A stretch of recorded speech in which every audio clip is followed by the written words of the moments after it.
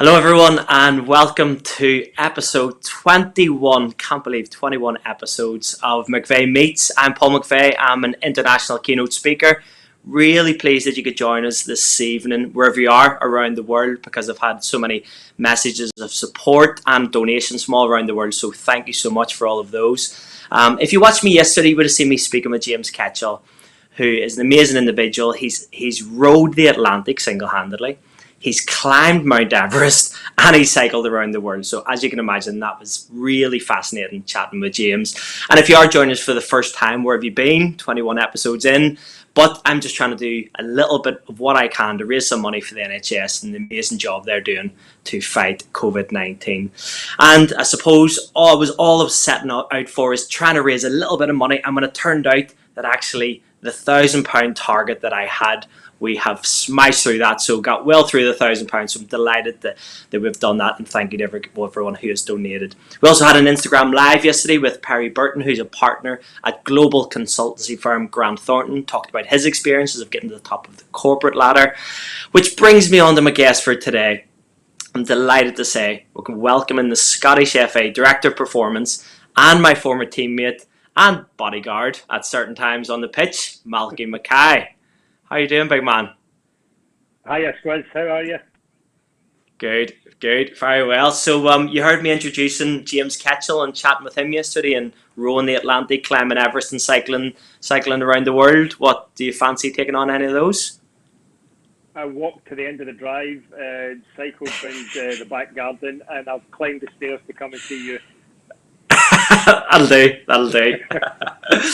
So listen, really good to see you. You're looking well, looking in good form. Been speaking to you yesterday, and we had a good chat yesterday, saying that you were happy to do this, and even like the messages of all the different fans from all the clubs, which we'll get to in terms of your days at Celtic, Norwich, West Ham, all of that stuff. So we're hopefully going to cover some little bits of some of that, some of all of it, as well as your transition in the coaching and management as well. But I suppose the first things first, how's you and the family with lockdown?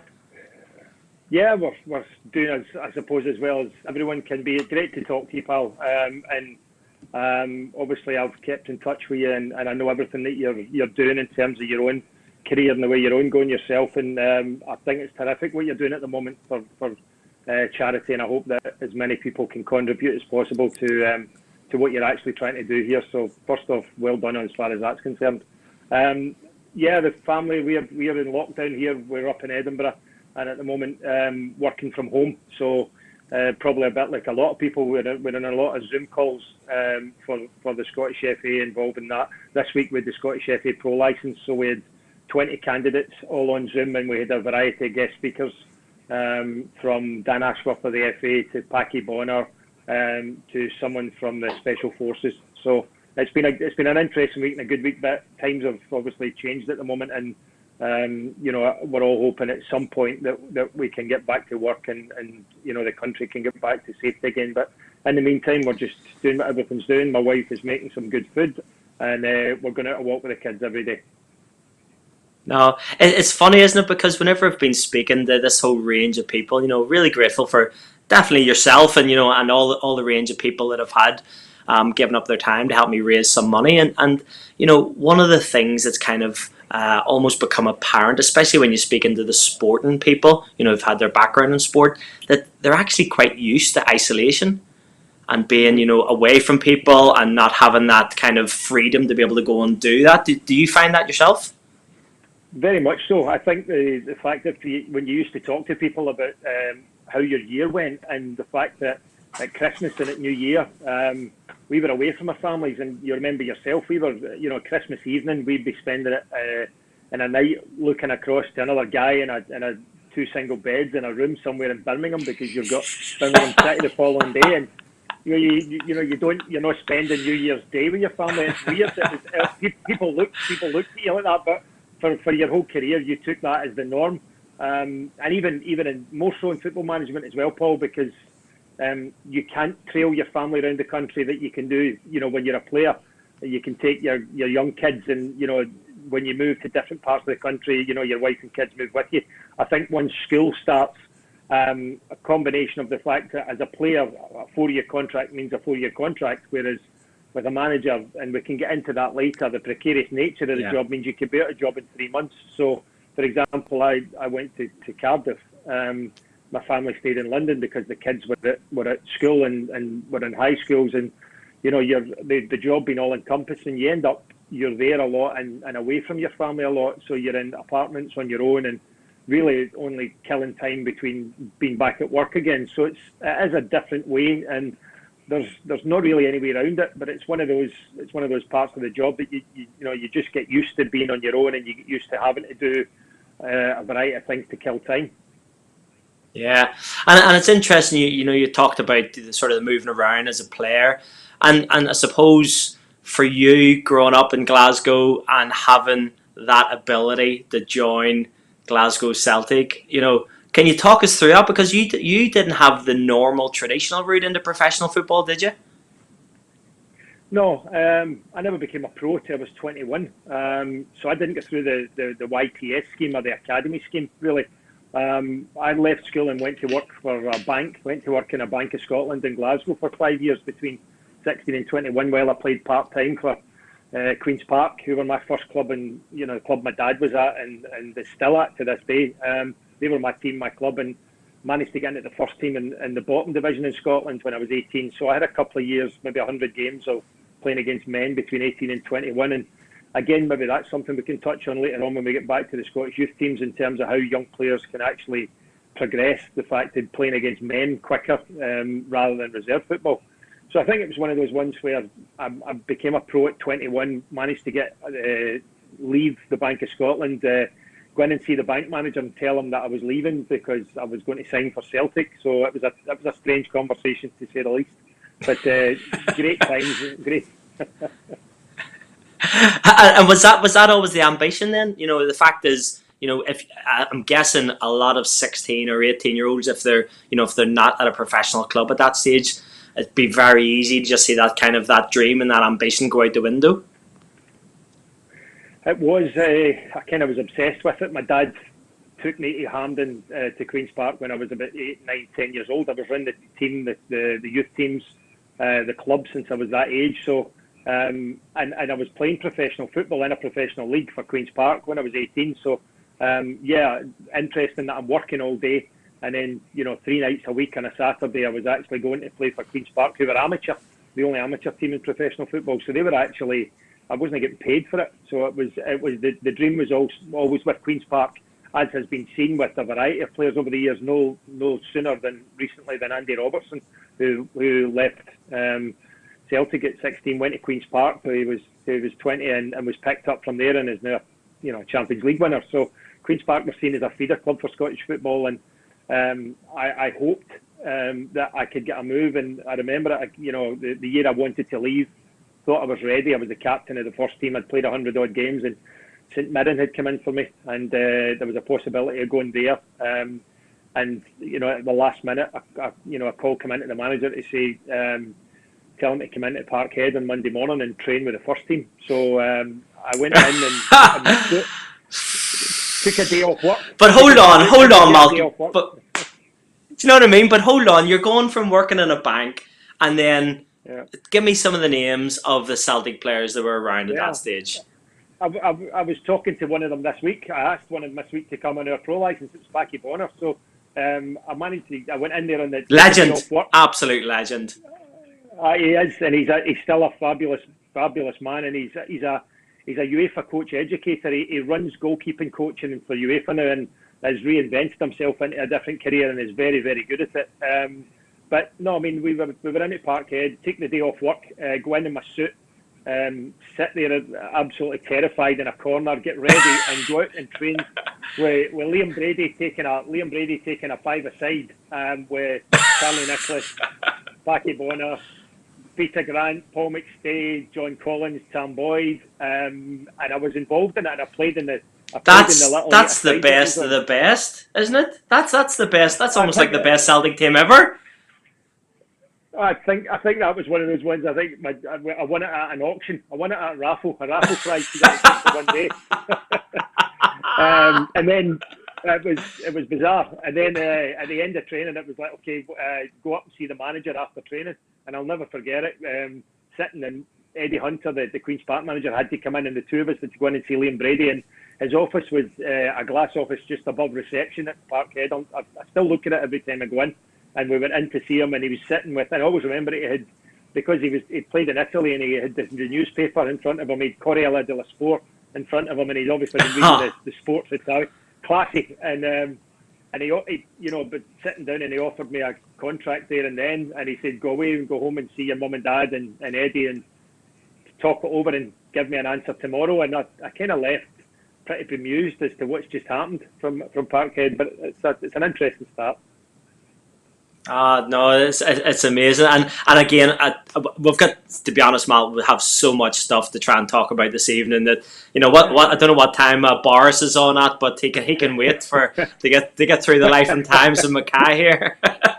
but I suppose if we're going to sum up something about your Celtic career, it's got to be that infamous week you had. Can you share that with everybody? Yeah, I mean, I had a great time there. Really enjoyed it. You know, I'm from the east end of Glasgow. I'm from Baillieston, and Parkhead was 2 miles away. And as I said, although, you know, I was a Queen's Park boy, you know, going in there and being involved. I had 5 managers in 5 years. Started with Liam. He lasted a couple of months, and then in came Lou Macari for a very short period of time. Probably then my most successful or most enjoyable time at the club was when Tommy Burns took over. His team was incredible, with the likes of Van Hooijdonk and Andreas Thom and Paolo Di Canio and George Cadet. Real unbelievable players, but and being involved with them and being around about them. Good coaches as well. Frank Connor, a guy who was a real mentor to me at the club at the time, was the reserve manager. And, you know, it was an incredible time. Tommy left and Wim Jansen came in for the incredible year that we stopped 10 in a row. Henrik Larsson and Craig Burley, people like that involved in that team. And finally, Dr. Venglos, who I left just as, you know, he came in and a couple of months later I left. And who in his time, maybe was at the time just kind of on the other side of the end of his career, but very innovative and a lovely man. So quite a lot of experiences, but a lot of upheaval. 5 managers in 5 years. Quite an interesting period in the career there with Fergus McCann taking over the club as well, and through all that period. So it was a great time, and guys that I still speak to this day. A lot of the ex-players we still keep in touch to this day. But yeah, I suppose managing to play for the first team was the highlight. I remember I came back from a cruciate injury, and Tommy Burns said to me, "You're up for the last game of the season." We played Dundee United, and it was actually to relegate Dundee United. We beat them up at Tannadice 1-0, and I made my debut, and it was incredible actually pulling on the first team debut jersey. You know, I had all the family there. Something you never forget. But yeah, playing in the Old Firm games is probably the most incredible bit of it. Being told you're actually getting picked for an Old Firm game, and I had played my first one. We drew 0-0.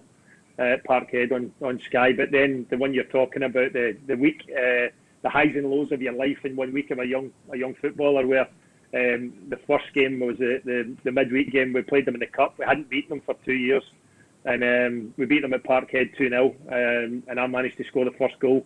Di Canio scored the second one, and we put them out the cup. And then a week later we played them in the league at Parkhead. We were beaten 1-0, and I managed to get myself sent off. So with the highs and lows of your life within a week. And that just sums up football, doesn't it? That is literally the highs and lows, the experiences and the journey you go through. And again, honestly, I've got so much stuff I'd love to chat to you about. And so let's just move swiftly on to suddenly joining Norwich City, getting down there. I think you came in, was it 98 or 99? Yeah. And then I came in 2000, and then we obviously had a few years together. So how would you kind of reflect on your time at Norwich, sum it up, just kind of your thoughts and feelings about the club and the place? Possibly one of the best things I'd ever done. I remember Bruce Rear came to watch me against St Pat's in Dublin. We played Celtic game, and the Celtic played St Pat's in the Champions League qualifier. and the sporting director came and told me that Bruce Lear, the manager, had put a bid in for me, up to me if I wanted to go or not. And by that point, I needed to play football. I was 26, and I had come back out the team again. So you get a point, as much as you love the club, you really desperately want to play football every week, and made the move down to Norfolk. Peter Grant was already at the club, Paul, so it was good. I had someone there that I knew and kind of looked after me, to be honest with you. Him and his wife Lorraine really looked after myself and Pamela when we moved down there, kind of showing us the ropes. But you know, quickly you realise that it's a fabulously warm club. Delia Smith, who we both know to this day is the most wonderful person, and her husband Michael Wynne Jones, and their 90-year-old mother Etty. Great people, good people that run the club, that are around the club. And at the start it was tough because the club was in a bit of a doldrums, and we were in the kind of bottom part of the championship, and you know, there was only about 10,000 people going to the games. And I always remember, you know, you asked, I remember going and asking somebody, where is the cinema, and the girl said there's two screens. I was looking for a multiplex cinema. There was two screens in the town centre. So it was at the time it was slightly in the backwater. But over the period, obviously, as you know, with success, the whole of Norfolk, it's a one-town county, a one-team county, and it's one of those ones where you look at it and you think this could be something. And by the end of it, when you and me were there, obviously it was 27,000 people every week, sellouts, and an incredible place. I think a lot of players go to Norwich and they end up living there for the rest of their life with their families, and they settle in Norfolk. It's such a lovely part of the world. People are good. My boy Callum was born in the Norwich and Norfolk Hospital, and thankfully we got him out before we got the accent into him. But other than that, it's a fabulous time in my career, in my life, and I, you know, when we're invited back, I'm always up for going back to see them. Yeah, and I suppose there's obviously two highlights really, and one is the playoff semi-final against Wolves. You know, where fortunately both of us were able to score in that, and I remember you won't remember this because you were on the pitch. I was substituted by this point, with about 2 minutes to go. We're 2-1 up at home to Wolves, thinking this is a great lead to take away to Molyneux for the second leg, and we get a corner. And suddenly I see Mackay coming up the pitch, and I'm like, no, get back. What are you doing? Get back, defend in case they break. And then no, Malky. Oh, great goal, Malky. Great header. I love it. Knew you should have got up there. As a typical manager, you've just acted out what a manager does, screaming at me, get back. No, I mean, it was a great time, you know, as you said yourself, you know, with Bruce and then with Brian Hamilton, and when I remember Nigel taking over. We both know Nigel really well, you more than me, but Nigel was the coach at the time and took over and got an interim job, and I think he kind of galvanised the team, all the things that maybe he could see that the manager at that point was not seeing, and I think he spoke to some of the senior players. In fact, he did. He pulled us in and asked us our thoughts, and he kind of galvanised the club at that point and really had everyone working hard for him. He was very honest and very transparent with the players, and a dedicated man. Came from the Howard Wilkinson School of Hard Work and nothing else, and I think he pulled us all together, as you remember, and we went on that run to the playoff final, which we weren't expected to do, and that semi-final, I remember it like as if it was yesterday. Clint Easton, we both remember Clint and his left foot and he's dancing, but he always lays claim that he put it right on my left eyebrow to go and score the goal. You know, I don't know if you remember the week before, to actually get into those playoffs, we had to wait on Burnley. Our game finished against Stockport, and we waited, and Gaza had a shot in the last minute that hit the crossbar saved. Yeah. And if that goes in, we're not in the playoffs, and it didn't. So the fine line, it's like everything, and I know you've talked about this before. The fine lines in football between success and failure is so thin. But we get to the playoff semi-final against Wolves, and I remember you scoring the goal in that game. What a header as well, a fabulous header you got as well. Don't know how that happened. And then obviously then I suppose the incredible experience of going to a playoff final, and people talk to you about it, and looking back on it, and you try and kind of remember things and take them in at the time. But I think that playoff final against Birmingham, where we walked out and there's 70,000 people. Obviously, since then I've been in the Millennium Stadium quite a few times. I've lived down in that in Cardiff, but that stadium with the roof closed, 35,000 Birmingham fans, 35,000 Cardiff, Norwich City fans, and just the whole experience, taking it to extra time, the penalties, and obviously in the end losing in penalties. Really interesting one, Paul. Neil Doncaster's obviously now at the SPFL, who was the chief executive at Norwich at the time, and actually one of his claims to fame is the fact that game there was the first game that was ever decided where from then on in the rule that the losing team took the gate money because the winning team were going to get the money for going up, and it was him that suggested it to Karen Brady, and from then the Football League actually introduced it as a kind of rule. But that loss, where we're sitting there on the pitch gutted as Birmingham City will score the final penalty and run away. I always talk to people about this. Come the summer, you're waiting on the fixture list coming out, and you look at it and you see that Birmingham City are starting at Highbury or at Emirates. I think it was Highbury at the time. The new season against Arsenal, and then a couple of days later, our fixture list came out, and we were starting at Cleethorpes against Grimsby. And it kind of puts it all in perspective. Yeah, I know, and that was so funny because that playoff final gave me such an amazing opportunity to be able to go from. I started that season on the bench, and by the end of it, played nearly 40 odd games and over 10 goals, and suddenly you're playing a chance that far away from the Premier League, and I remember, and you talk about fine lines. The other part about this that, I don't know if any Norwich fans will remember this, but probably our best player at the time was Chris Llewellyn, because I think the club had just turned down a £3 million bid from Aston Villa in that summer. And obviously he was the sort of the best asset we had because Craig Bellamy had already been sold. And so, Chris Llewellyn being our sort of number one player, him and probably Big Ewan up front as well. And suddenly after 10 minutes into our first home game of the season after that trouncing by Millwall down at the Den. Suddenly Chris fractured his cheekbone and was out for pretty much 4 or 5 months with that injury, and it was a bit like, who can we put on the left wing? Because I pretty much played as a striker, and Worthy threw me on the left wing, and kind of 15 years later you're looking back and going, what happens if that injury hadn't happened? Was my career just going downhill?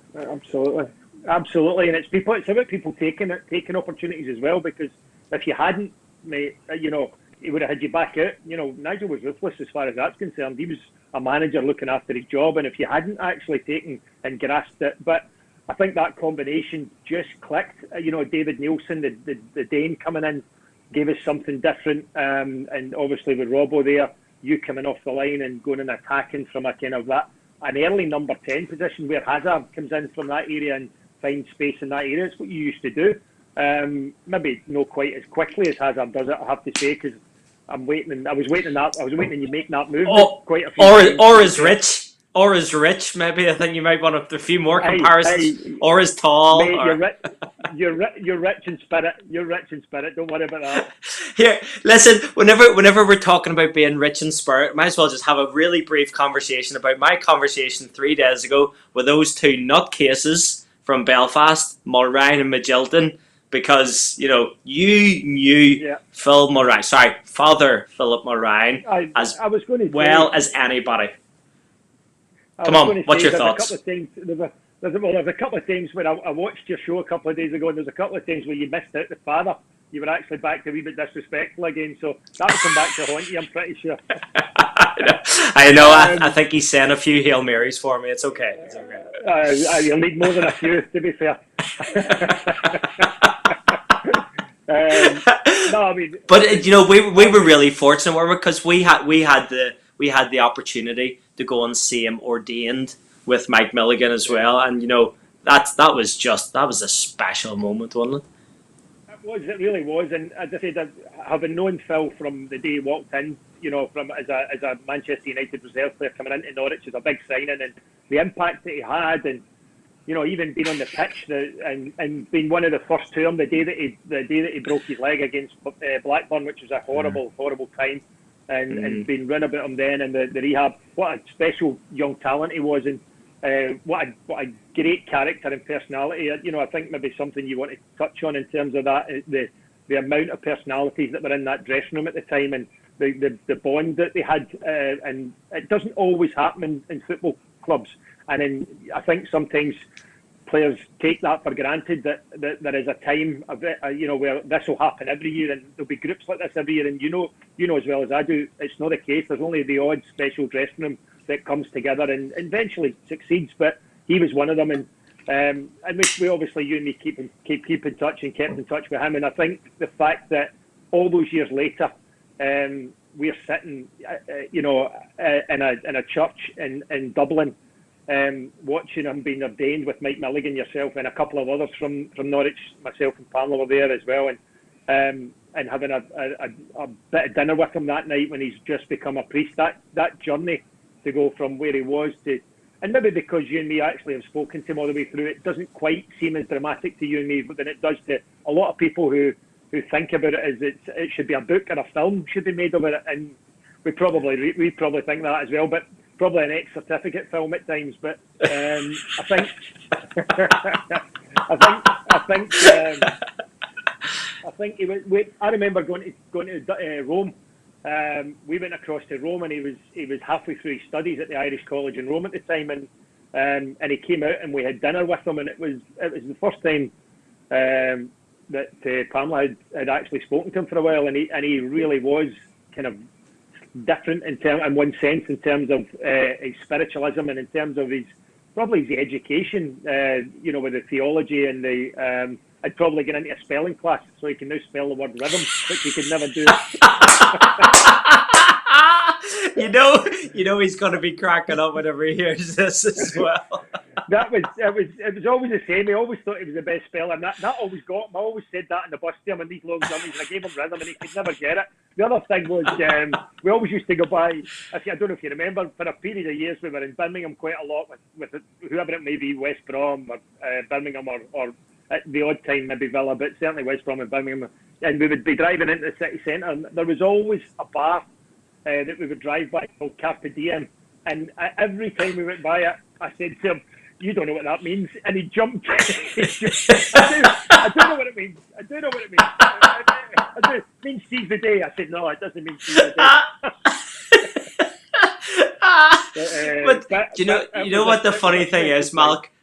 That's the sort of the other side, that for probably people who look at you as a Norwich player when you were playing and they think, "Oh, butter wouldn't melt."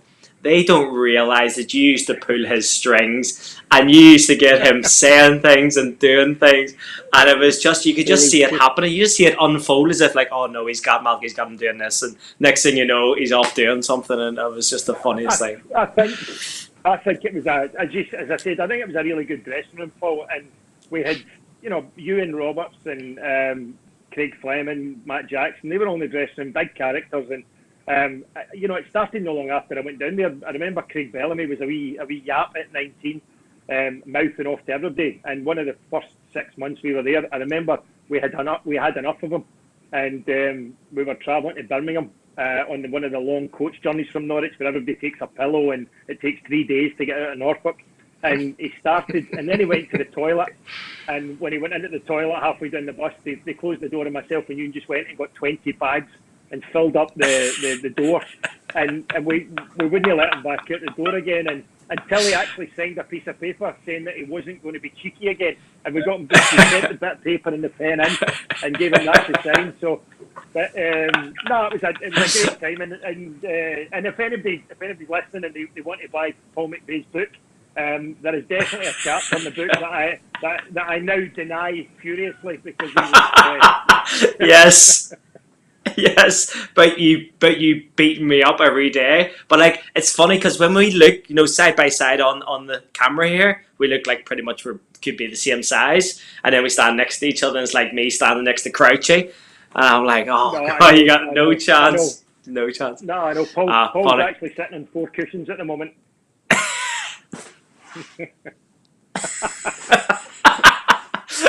Anyway, It was the fact that your dad actually in the book, your dad's advice was to come in and beat me up. yeah, because that's what my dad does. He just wants you to punch people, and I'm like, Dad, we can't do that. And he'd kill me if I tried to. He would kill me. And so listen. Let's just move on to going from playoff. Then suddenly, amazing team, Hucks, Crouchy, all the rest of the boys joining, winning the league. You got promotion into the Premier League, and then see you later. Yeah, I mean, I remember it, that time where the momentum of a good group of players, staff, the manager, the fans, the directors, and I've said this since then because I've been fortunate after that experience again at a couple of clubs where the whole club and everything about the club was moving in the one direction. And that year we got promoted at Norwich. Everyone I just said to you there was all pushing in the one direction. There was no side objectives. There was no people trying to do different things. Everybody was pushing, and the fact that I'll never forget it. The night that bizarrely, there was two things in terms of that. The first one was the actual promotion, where we were at the Stadium of Light against Sunderland, and the night we played them, and the result meant that with the result at West Brom that night, somewhere else meant that Sunderland and ourselves got put into the playoffs that night. They got into the playoffs, and we get promoted that night. And with 10 minutes to go, neither team attacked each other because if the result stayed the same. Both teams would be promoted, and both the Norwich fans and the Sunderland fans are singing, and that was chaos that night. And that stadium, the noise and the fervour with promotion that night was incredible. And then I think a couple of the following week where teletext was still in play, and I think the Crystal Palace and was it West Brom Crystal Palace game was on. I think it was Watford. Was it Watford? Was it Watford? Watford. Was it? Right.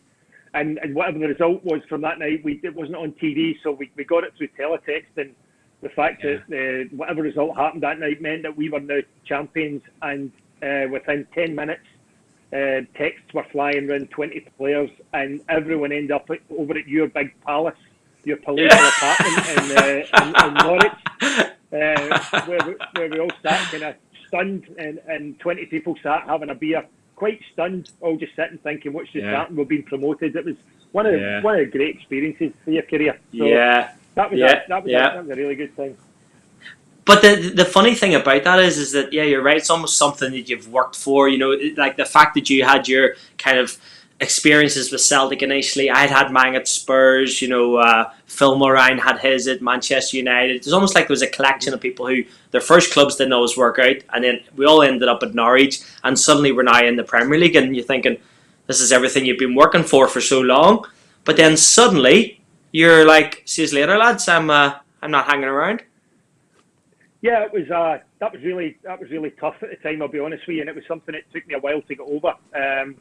I loved everything about the club, and I mean that year I played 45 of the 46 league games, and I managed to get into the Championship Team of the Year. And one of the biggest things that ever happened was I got my first Scotland call up that year as well, and I think I was the oldest new debut for Scotland in 50 years at the age of 32. But it was so proud, and I remember we had gone to Malaysia to pre-season. Proton were our sponsor, and we'd gone to Malaysia pre-season, and I remember David Bentley falling on me in a training session in the humidity out there, because it certainly wasn't a tackle for Bent, and he landed my ankle, and I got torn ligaments, ankle swollen up, and so I missed 3 or 4 weeks. And when I came back, by the time I came back, Nigel had bought a couple of players, 2 centre backs, and Simon Charlton and Big Gary. And by that point, I'm thinking, okay, there's another 2 centre backs in it, as it should be. We're going into the Premier League here, and maybe my ankle was taking a week or 2 to recover, but it was back training again. And by the time the first game came around against Crystal Palace, I was fine, but not picked for the game away to Newcastle.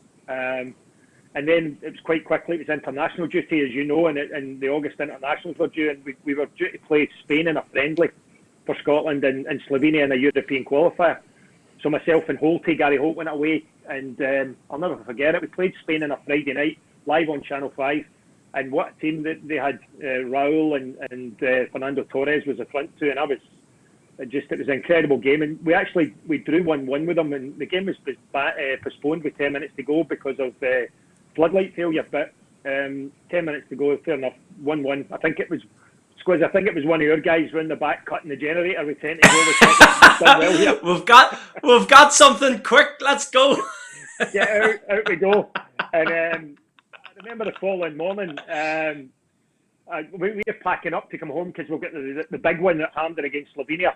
And the phone went, and it was Nigel, and he just phoned up, and he didn't know the result, didn't know how we got on, and I think that's amazing because you've got two players playing against Spain tonight. But what he said was, I've just sold you to Coventry and I was stunned, to be fair, because I thought I was part of what was going to be going into the Premier League. And he said, so you better go away and talk to them, and you've got another week before you're due back, so that'll be you'll be finished, that's it. So I came off the phone pretty stunned, phoned the family, phoned the agent, decided that I wasn't going to Coventry. That wasn't part of my plan. And over the next few days, then there was a kind of debate as to how much I was going to cost for whoever it was that was going to come in. And fortunately, Alan Pardew and West Ham came in. They hadn't been promoted. They got the playoff final against Palace and never made it. He got one more shot at promotion. So he came in, phoned me and said, listen, we want you. There was quite a debate over the fee, because then there was a bit of haggling over how much they wanted from one club and another club, and it was different. So I ended up phoning Nigel at 6 o'clock in the morning after the Slovenia game, because I was angry at the way that it was then being dealt with by them concerning a transfer to West Ham. So God knows where he was at 6 a.m, but he took the wrath of me at that point. But by that night it was done. I flew down, and by the time I landed in Norwich from Glasgow, I was on my way to West Ham. He'd accepted the bid, and I had to tell my wife, pack yourself the baby up, we're on the way to East London. So it was a really I didn't enjoy the way it ended, to be honest with you, because I'd such a fond memory of that club and everything about it, and still do to this day. And it's business, and I get that, because I've been a manager, and he made a call, and that was, you live and die by those calls. So he made the call that that's what he wanted to do. It wasn't Delia, it wasn't the club, it was Nige made the call, and I've bumped into him since. We've had a cup of tea since, and that's life. You make your decisions, and that's how you do it. But if you're not wanted, and you're not going to be involved, then no matter how much you love the club, you can't really stay, because you've got to look after your family and your career. So hence, and West Ham, at the end of the day, we could touch on that. I went to an incredibly sized club and captained West Ham, and I was so proud to do that, and we got promoted. So it worked out. Yeah. No, listen, big man, it's so enjoyable, fascinating hearing all these stories that I've even forgot just to welcome everybody else who's come in and joined us in the last 40 minutes, because normally try and do it every 10 or 15 minutes, because I know it's constantly people coming in. So if you are here, if you are joining us, I'm here with I think he's the director of performance apparently at Scottish FA. I think that's what he does now, who knows. He's also former Celtic, Norwich, West Ham, Watford, and probably loads of other clubs as well. Malky Mackay. But we're here just having a little chat, trying to raise a little bit of money for the NHS. So if you would like to donate, please go on to any of my social media profiles, click on the link, please donate whatever you can. We had a target of £1,000. We've already got over £1,000, so delighted with that, and thank you for everyone who's donated. Or if you just want to go on Just Giving, type in McVeigh Meets, and you will get my page on there. So, Malky, you've just been pretty much kicked out the door from Norwich. You suddenly arrive at West Ham, but massive club, great chance of getting promotion. Let's just forward on. You've got promotion at the end of the season. Then what? I had a great year at West Ham. Really enjoyed Peter Grant. Then went in as assistant manager, so I had him there as well. But Alan Pardew was a terrific manager to work for. Never ever never ever caned his players in public, Paul. Everything was behind closed doors, protected his players incredibly, and was a proper manager. And I got on really well with him. We worked well together. We got promoted, and then in the summer we did the pre-season, and then he pulled me in and he said, "Listen, I'm bringing in James Collins and Danny Gabardon, both up-and-coming young Welsh centre-backs from Cardiff." I said, they're going to be involved, they're going to play, but I want you here, I want you around the club. I want you'll be on the bench every week in the Premier League. You'll maybe play 10 games, but you're good for my dressing room, and I want you with me. I said, okay. And he said, take time to think about that. He said, and he kind of flippantly threw in, listen, Watford have made a call, Eddie Boothroyd's made a call. The Watford Eddie had taken over 2 or 3 months ago at Watford in the Championship, and had managed to keep them in the division by the skin of their teeth. So it was a team who had just stayed in the Championship, and he said to me, listen, you don't need to bother about that, but I want you here. I'm just telling you, you're not going to play as much. I just need you to know that, but I want you in my dressing room. He said, go away and think, see what you think, and come back. And in the meantime, Eddie had called me 47 times because he's relentless, and I was literally blanking every call, and I was at the dentist, and I was at the doctor's, and I was at the my phone had run out of battery, and eventually I sat down and I watched I had a conversation with my dad and my advisor, and honestly, at that age I wanted to play football. I had just come off the back of another great season as far as a club and success and playing games is concerned. A bit like what you said there, I'd played 40 odd games, and at that age I didn't want to not be playing football. I had already done a year of being at Celtic as a kind of someone who had already played and been round about a great club, and been in the dressing room, but on match day you're round about it and you're in a players lounge and you're part of it, but you don't really feel part of it. And honestly, I didn't want that again. And so I went in and said to him, listen, I want to go and talk to Watford. I'd like to play football. And I'm always a believer in if you look for career before money, then it's you've got a better chance of that working out. And it took a drop in wages to go to Watford, and Alan Pardew did well in trying to get me out of West Ham in a good way.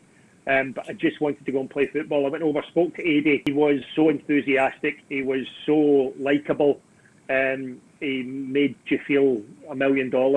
And it was just one of those things. I thought, you know what, I'm going to go and give this a go here, because I don't want to not play this season. So I left a club that I would have been playing in the Premier League to leave again for a second year in a row to not play there and go back into this crazy Championship where you play every Saturday and Tuesday night for as long as you can remember.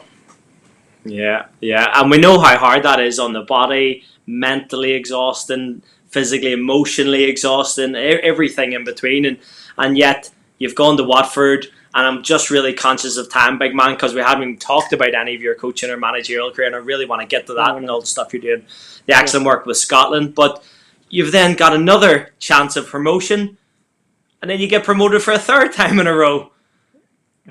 Yeah, we got promoted. It was one of those seasons where, again, Eddie brought a group together who were terrific. We had young Ashley Young, who went on to be sold for millions in the team, but we had good, honest pros: Gavin Mann, Clark Carlisle, Darius Henderson, Marlon King, Jordan Stewart. We had a young goalie in Ben Foster, who became a top goalkeeper, as you know. Eddie galvanised the whole football club, and he really became a mentor of mine because he's of what I learned from him, both as a player and then as a coach. And it was an incredible year, and we got promoted. We went to playoff final, beat Leeds 3-0 in the final, and again another incredible experience. But and then managed to play for him in the Prem for a short period of time as well. So finally managed to get that lion with a crown on the shoulder. And that's the big thing, isn't it? Getting that shirt with a Premier League badge, after all those years of trying. Yeah, it was incredible. So yeah, it was a really good period. And again, Francesca, my daughter, was born in the Watford General Hospital right next door to the stadium. Incredible time there. There was a good people run about the club. Again, Graham Taylor was around the club and back around the club as the chairman, and he really kind of was the architect of everything good at that football club over many, many years. And it was a real community, a little club, small club, but a real community club. And again, it seemed as if everyone was pushing in the one direction the year we get promoted. So it was great to be involved. So, Malky, just let me fast forward you to, you've kind of finished all your playing days. You're coaching, and again, that's the fascinating story you told me yesterday, but probably don't have enough time to go into that. But basically, you're now coaching at Watford, and then I know we're going forward a little bit more, but you get the opportunity to now become the assistant to Brendan Rodgers as well as become the manager of Watford. Yeah, it was incredible. I was a player, and I remember Eddie Boothroyd phoned me up at 9 o'clock at night of a night and said, "I'm coming to see you now." My wife had the baby and was saying, who's coming to the house at 9 at night? And I said, the manager. So she was hoovering the walls at this point, and he came in and he wanted something to eat right away. And I'm thinking, why today? And he's seeing me tomorrow. Why is he here? And he said to me, I'm sacking the first team coach tomorrow, and I want you to be the player coach. So that was an incredible shock. So I became the player coach to him. At the end of the season, he asked me to retire and retire fit at 36 and become a coach and have a new career. And that took a bit of doing. I was struggling with that one, but did it. Became the first team coach. I really enjoyed working for him. Picked up an awful lot about how to run a football club, how to be involved in a football club. And then about a year later, I was in the cinema with my dad and my sister, and came out, and there was 36 missed calls from the chief executive. Saying to come to the stadium, so that was a bit worrying. Came down to the stadium to find Eddie and the assistant manager had been sacked, and they asked me to take the team for as interim for 3 or 4 weeks before they decide on what to do. So that was a big shock and something different, because a coach, I do a conversation on this now at the pro license journey between a coach and a manager. Do you know what you want to be? Two completely different jobs, and had them once where you have to deal with staff, players, directors, journalists and supporters, and so many different more facets than just coaching. So you get a chance to look at it and see, do I enjoy that, or do I just want to be a coach? You have to have tough decisions. People are moaning, staff come and moan at you, players moan at you. There's always other things involved, so many other facets to it. So give me a chance. And was asked to interview for the job as well, which I did, and I really wanted it. And I was gutted, a month later. We did okay. We think we won 1-3, drew 1, lost 1 in the month, so did okay. But at the end of the month, did the interview, and then the chairman came and told me, listen, you don't have the job. And I was gutted. And they gave it to some no-mark reserve team manager from Chelsea, who ended up being Brendan Rodgers. What's he ever done? What have the Romans ever done for us? So that was, and he could quite easily have sacked me. Didn't, get me on as his first team coach, and I really learned a lot of football tactical stuff, work from him on the field. I learned a lot about how to run a football club and how to run a training ground, and how to talk to people and deal with people with Eddie. And Brendan was very, very good on the pitch. So I had two real good mentors there. And 9 months later, Brendan left to go to his boyhood club, Reading, that came up. And I think, talk to him now, he thinks it was a mistake. He should have stayed, obviously, but he went to there and recommended me for manager. I got the interview and with the board at the time, Jimmy Russo, who's a top man as the owner, and Graham Taylor. And I remember the day they offered me the job, that Jimmy Russo handed me the phone and said, somebody wants to talk to you to congratulate you. And I lifted the phone, and it was Elton John on the phone, who was the life president. Surreal. Did you not get a part in the movie? No? Were you not in Rocket Man? No, I managed. I'm the bass player in the wing. Yeah. Knew I recognised you. But that must be really, really tough, man, because you're suddenly going from playing with these guys, you're coaching them, and then suddenly you're now making decisions on their futures, on how much money they deserve, on whether they have a career or not. That must be tough for you to kind of get your head around. It was with players that you play with, and then you're the manager. You get being in the dressing room with them, then eventually making decisions on them, and a couple that then you make tough decisions because you realise it's for the good of the club, it's for the good of what you know, and it's not good for them, and it is a tough time. I was fortunate. I was round about Watford where there was Eddie had brought in a real good group of people together, Paul, in terms of staff, and I think we talk about culture and we talk about good people and bringing good people together that can all work hard together. We had good people at the time. Eddie brought in Sean Dyche as the youth team coach. I was in there with him. Mark Warburton was doing a bit that as the reserve coach as well at the time. Dick Bate, probably one of the best coach educators Britain's ever seen, was brought into the club as to be round about it as well. Alex Chamberlain, who had been at the club for a long time, was a solid man, a really good man.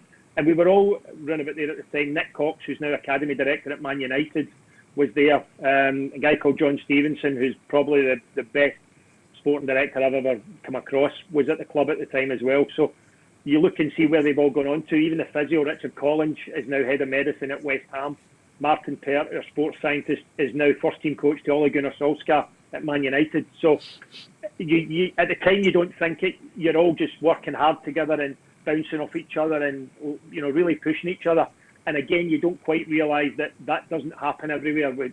So I learned from a lot of good people, and still to this day, one of the big things we talk about in the pro license is keep embracing opinion, embrace other people's opinion, and you can take so many things from so many people, and I know you're big on this. So I think to have all that looking after, and extra help makes a big difference when you are then the manager and you stand out there on the touchline and the buck stops with you. I remember making a mistake one day with Eddie. I was the first team coach and he was sitting in the stand, and I went out and made a change, a set piece on a corner, and switched two guys around. And he shouted me up because he wasn't far away, and he said, "What have you done?" I said, "I've switched that." He said, "Go and switch it back." And I was about to argue with him, and I thought, no, it's the middle of the game. And I went out and switched it back, and at the end of the game, he tore strips off me for actually making the change. And I still thought it was the right thing to do. It was a kind of mismatch height-wise. But he said, you'll never know until you actually stand in those shoes that's where the buck stops, not you, me. And I had no idea what he talked about until I actually then went into that situation. And I was in that situation with Sean, where the buck stops with you, and it's, you're standing on the edge of the touchline, and everybody's looking at you for the decisions that are made. So, but I had really good people around about me, and Watford was an interesting time. We had 4 changes of ownership, Paul, it was a very turbulent time, nearly half an hour from an administration. But at the time, as I say, some real good people that pulled the club through that period of time, and I really enjoyed my time there as a manager. Yeah. Yeah, and listen, because I'm really conscious of your time. First of all, I'm really grateful of your time that you're giving it up to try and raise a little bit of money for the NHS, but also conscious. So we've only got about 8 minutes or so left, and I think that everything's been said and done about everything that happened at Cardiff. So I suppose it's good for me to jump straight into the Scottish work that you're doing now with the FA as performance director, because that's really what floats my boat. That's the thing that I really kind of, I love talking about performance, and obviously it's around the mindset and mental side for me. So what does this kind of performance director involve? Because I know we've only got a couple of minutes on this, but can you kind of give us a few things that you're actually trying to implement across, I'm guessing, all of the levels of Scottish football? Sure. So the A squad sits aside. So the A squad, Steve Clark deals with A squad, and I look after the other 7 teams, which is 16s, 17s, 19s, 21 boys, 17s girls, 19s girls, full national women's squad. So those 7 teams come under my umbrella. Also talent ID and talent ID and recruitment, performance analysis, sports science and medicine, our academy structure for our football clubs, our performance schools, which are the 7 schools in Scotland where kids go to and are trained by us as well, and elite coach development as well of our young coaches in the country. So all of that kind of comes under me. So what we're trying to do is make our coaches improve and make our young players improve. So at the moment, myself and a couple of people are just about to launch a performance style of play strategy for the Scotland national youth teams to play in a manner that's more accomplished in terms of European style with the ball and having the ball in a certain way. So that's going to be rolled out soon. And to be fair, for the last 2 years, the teams have been living it. My coaches are terrific guys, and our youth teams are having reasonable results against England, Spain, France, Germany, teams like that. The youth teams are now going out to Spain to play a lot of our games. We've got a training base in Spain where over the last 2 years, we've taken 18, 20 camps out there for a variety of teams. So we're playing out of season. We go out there and we play our practice matches for our teams. Really, what I'm trying to say in the grand scheme of things with the players is trying to bring in as much best practice that I know and that I've been to see. And my time out, I was out of work for 1.5 years, Paul. So in that time, you need to do something, or mentally you have problems. And I went around the world and went to special forces, went to NFL, went to Aussie rules, went to rugby, La Liga, Bundesliga, a high street retailer, into Liverpool, different countries and clubs and different sports to try and just find the little extras and bring best practice back to that you can cross over with the teamwork and leadership skills that you can bring to Scottish football. As far as the coaches are concerned as well, the young coaches in the country, we're trying to put good people in front of them. Recently, we had Paul Scholes and Darren Fletcher up to talk to 120 coaches. I've had Sean Dyche, Henrik Larsson, Kenny Dalglish in to talk to them as well. And again, with the young coaches, for our players to be better, our coaches need to be even better than they are at the moment. It's like you go through your badges and you get your pro license, and then you're kind of just left. There's CPD that's done, but you're kind of just left to your own devices. And it's like a driving license. You're given the driving license, and then 2 years later, you're asked to drive a Formula One car, and they're given this manager's job, and crashing a Formula One car within 6 months. So it's trying to make them more rounded and trying to make them resilient for that journey ahead of them. So I'm so proud to be involved in it. I really am. I was proud to play for the country, and I think I was between Gordon Strachan left and Alex McLeish came in, we had a game against Holland, and I was asked to be the interim manager for a game. So to be able to go in and represent your country as a manager was something that has always been going to be dear to me. But certainly seeing the young players coming through, and we've got a couple of top youngsters. The boy Gilmer at Chelsea is somebody I've been desperate for 3 years to come through. Yeah, no, he just looks like an outstanding young prospect. Anybody that worth their salt can see what an absolute player he is. Malky, listen, I think I need to kind of bring us to an end. We probably could have been here for about another 4 days, to be honest, if I had have given you any more time to talk on any of those subjects. But it's been a real pleasure, mate. I absolutely have loved hearing all those stories and probably all the other stories we could even get round to.